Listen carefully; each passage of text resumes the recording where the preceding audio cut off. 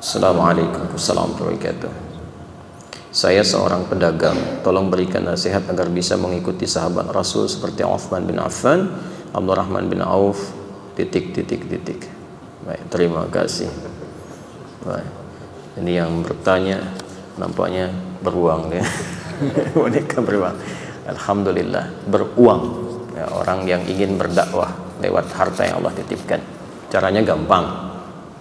Caranya kalau ingin ikut Uthman, ikut Abdurrahman bin Auf, ikuti sirahnya. Keluarkan sirah Uthman itu seperti apa. Sekarang banyak buku-buku tentang Uthman, mengeluarkan dari sejarah, dari hadis dan sebagainya. Siapa itu Abdurrahman bin Auf? Hal pertama yang mereka berdua lakukan adalah mengamalkan nasihat Nabi terkait membangun hubungan baik dengan Allah. Jadi Uthman, Abdurrahman bin Auf itu dua-duanya sama-sama diajak Abu Bakar As-Siddiq, dan sama-sama termasuk golongan 40 orang yang masuk Islam pertama kali, masuk as-sabiqunal awwalun. Yang pertama dilatih oleh Nabi bukan teori bisnis, tapi membangun hubungan baik dengan Allah yang menguasai segalanya. Yang punya rezeki siapa? Teorinya kan begitu. Yang punya kemudahan solusi siapa? Allah. Pengentas kesulitan siapa? Allah. Sekarang Anda ingin mendapatkan limpahan rezeki, pengen bisnisnya lancar, nggak terjebak dengan kesulitan yang sulit diatasi, tapi jauh dari Allah, bagaimana itu bisa selesai? Karena itu kalau ada orang-orang yang jauh dari Allah dan dia mengandalkan kekuatan dirinya, kadang-kadang dibiarkan oleh Allah, ayo sampai kamu merasa mampu itu, sampai akhirnya lisan Anda berkata ya Allah, oh kan. Ya, karena itu apa yang terjadi? Yang mereka bangun adalah hubungan baik dengan Allah dulu. Perbaiki sholat. Dicek di kitabnya At-Tibyan fi Adab Hamalatil Quran, Al-Imam An-Nawawi itu sampai merangkum kebiasaan Uthman bin Affan, Abdurrahman bin Auf, Tamim Ad-Dari. Apa kebiasaan mereka? Tidak pernah meninggalkan tahajud dan dekat dengan Quran. Itu sampai mereka sukses pun, ketika di Madinah itu sukses bisnisnya, tidak ada yang melampaui kegembiraan mereka kecuali menunaikan sholat tahajud di malam hari sampai khatam Al-Quran. Jadi itu sesibuk-sibuknya masih sempat tahajud, sesibuk-sibuknya. Makanya kekayaannya dianggap biasa oleh mereka. Abdurrahman bin Auf itu pekerjaannya sebulan itu kalau dari hasil penghasilannya itu masih bisa dibagi dengan penduduk Madinah. Sepertiga dari penduduk Madinah itu ada yang dibantu oleh beliau untuk dilepaskan dari utang-utangnya. Sepertiganya lagi diberikan pinjaman modal untuk berusaha.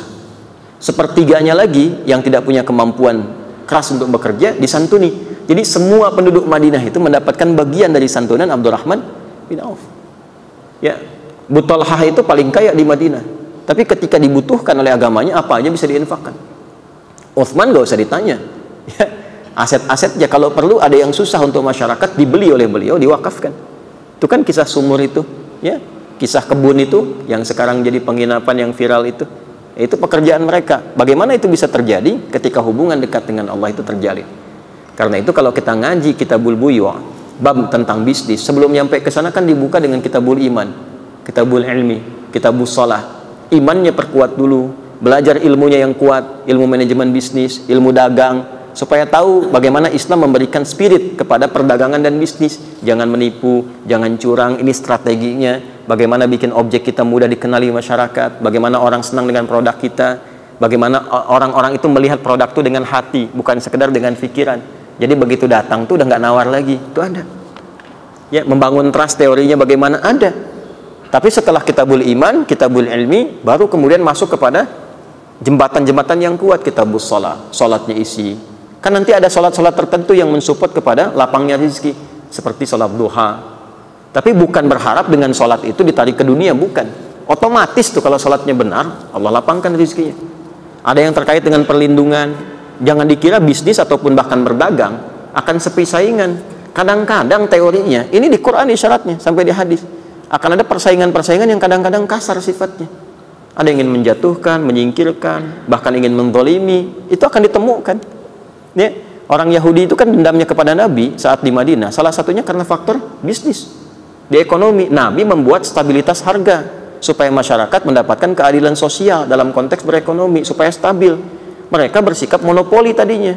Sudah 600 tahun berhasil monopoli di sana, distabilkan lagi oleh Nabi, marah mereka.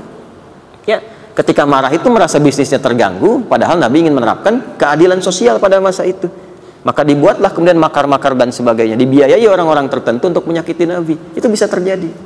Nah, nanti ada teori-teorinya seperti apa supaya dilindungi. Tahajud itu mendatangkan perlindungan dari Allah, bahkan membimbing Anda untuk bersikap proporsional dan profesional.